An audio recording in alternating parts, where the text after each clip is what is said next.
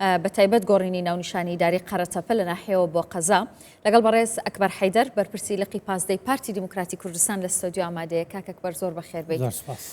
بەپێی دەستور ئەو ناوچانەی دەکەونە سنووری مادەی 140 نابێت دەستکاری بکرێت و گۆڕانکاری تێدا بکرێت. بۆچی حکوومەتی عێراق کردی؟ زۆر سپاس بۆ ئەم دەرفەتە. ئەم کاتەوە هەموو کاتێکی بینەرانی کوردستان بسواری خۆشەویست باش.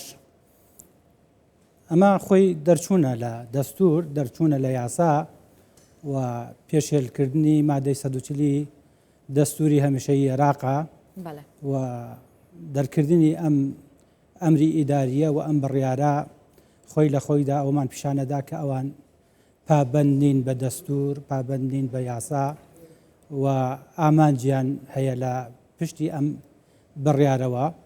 لە 16/7/2025 پارێزگاری دیالە بە ئەمرێکی ئیداری بە ژمارە 20053 ئەمری ئیداری دەرکردووە بۆ ئەوەی کە ناحیەی قەرەتەپە بکرێ بە قەزا و ناحیەی جەبارەشی خراوەتە سەر.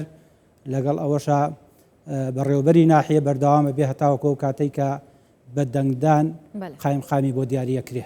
ئەم بڕیارە تعریبێکی دیکە نییە بۆ سەر ناوچە کوردستانی. خۆی ئەم بڕیارە گۆڕینی دیموگرافیای ناوچەگەیە، پێشێلکردنی مادەی 140 دەستورە و ناکرێت لەم ناوچانە کە ناوچەکانی دەرەوەی ئیدارەی حکوومەتی هەرێمی کوردستانن و ئەو ناوچانن کە چارەنووسیان ئەبێ بە پێی مادەی 140 دەستور پێکەوە یەکلایی بکرێتەوە.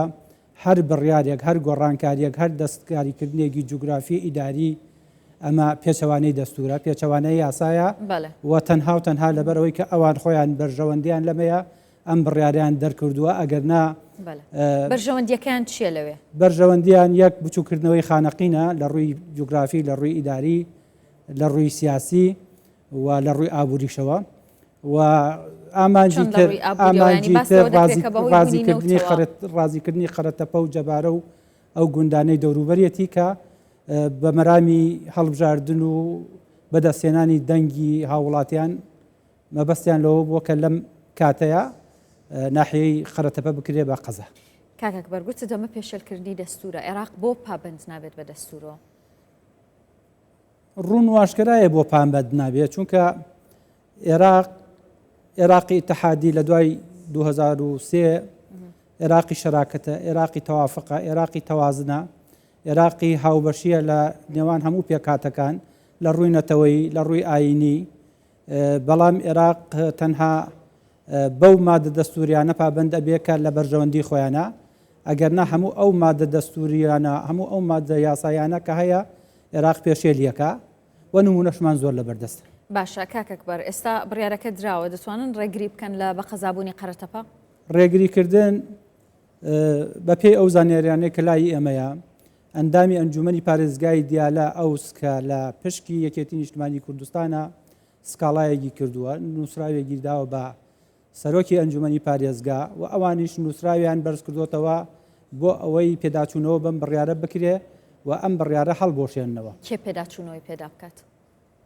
ئەنجومەنی پارێزگا و وەزارەتی تەختیت خۆی لە بنەڕەتە لە 2/7 وەزارەتی تەختیت، وەزارەتی پلاندانان بڕیاری بۆ باشە کە بڕیارەکەی خۆیانە هەر خۆیان پێداچوونەوەی بۆ بکەن، ینی پێتان وایە حتمەن وەزارەتی تەختی دەبێت پێداچوونەوەی پێ بکە. هەروەکو باسم کرد لە سەرەتاوە دەرکردنی ئەم بڕیارە و دەرکردنی ئەم ئەمری ئیداریە لە بنەڕەتە بڕیارێکی نایاساییە، نادەستوریە و ئەنجومەنی پارێزگا دەنگدانی بۆ نەکردووە، دەنگی لەسەر نەداوە، پێشنیاری بۆ نەکردووە، بۆیە ئەم بڕیارە بڕارێکی نایاسایی و نادەستوریە. کەواتە مادام لە ئەنجومەنی پارێزگاوە دەنگدانی لەسەر نەکراوە بڕیارەکە تەواو نایاساییە. جگە لەوەش هەر جگە لەوە کە نایاساییە بڕیارەکە ناحیەی قەرەتەپە ئەگەر تۆ بێی مەرجە یاساییەکانی لە بەرچاو بگریت هیچ مەرجێکی یاسایی تێدا نییە کە لە ڕووی دانیشتوان جارێ ئەسڵەن ڕێژەی دانیشتوانی قەرەتەپە لە 40,000 کەس کەمترە، بۆ قەزا ئەبێ بەلای کەمەوە سەروی 100,000 کەس ئەبێ دانیشتوانی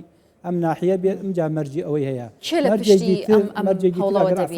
مەرجێکی تر ئەوەیە بەڕاستی بە ناحیەی مرکزی قەزا ئەبێ دوو ناحیەی تریشی لەگەڵ بێ لە زمنی ئیدارەی ئەو قەزایە بێ ئەمجا بەسێ ناحیەوە ئەمە ئەبێ بڕیاری بە قەزابوونی بۆ دەربکرێت. هیچ کاتم نەماوە زۆر سپاس دەکەم بە کورتیەوەم پێ بڵێ کێ لە پشتی ئەم بڕیارەوە بینن.